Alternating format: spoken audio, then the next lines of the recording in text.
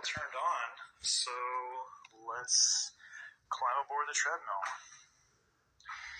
Now we're going to see up here on the console that right now it says EO, which as far as I'm guessing means error. And what's missing and it's not happy about is the tether key. So this prevents the treadmill from actually operating. So if you have kids around, you don't want them to jump on and start it, and maybe somebody gets hurt, you can avoid that by making sure this key is not in here. If you put that in there, even just lightly, then you make the treadmill operational.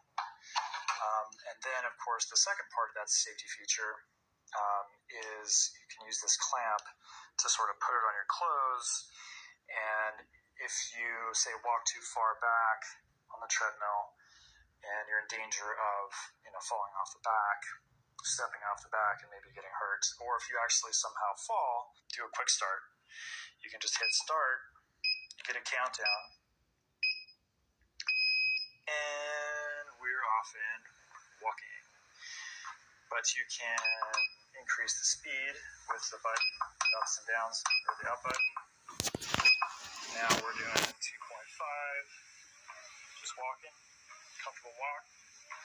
You can just do this for your workout.